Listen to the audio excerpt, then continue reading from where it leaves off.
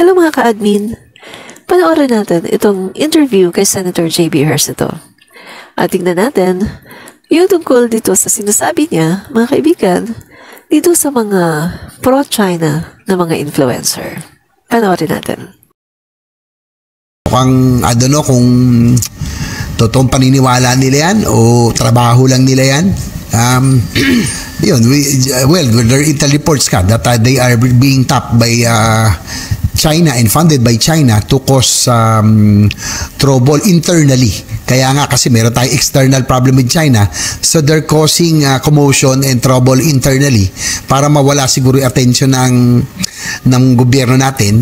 Doon na yung focus sa West Philippine Sea ay problemahin tong internal problem natin. Again, kasama na rin po dyan yung pag-distab. No? There are certain retired military na kanilang hinihimok. I'm hoping that they would this time realize that any adventurism, destabilization effort, again, I would reiterate, will not be good for the country in the long run.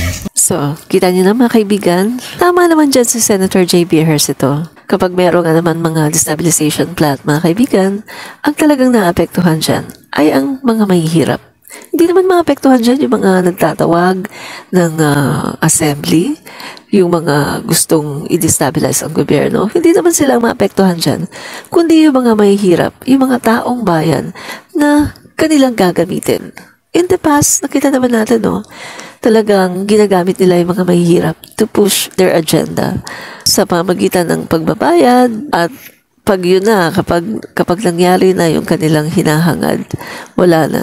Doon nare-realize na lang ng mga mamamayang Pilipino na mali pala yung nangyari.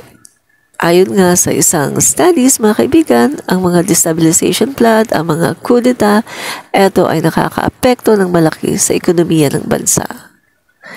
So, gusto ba natin na palagi na lang tayong back to zero at palagi na lang tayo nag-uumpisa?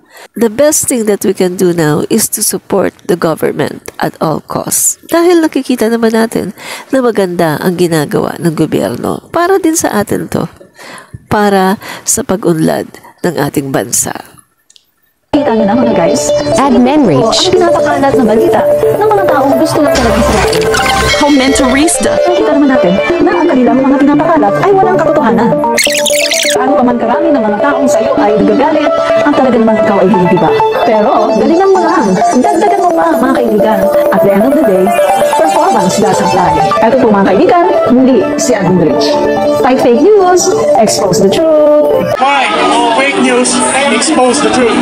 Fight fake news and expose the truth. Fight fake news, expose the truth.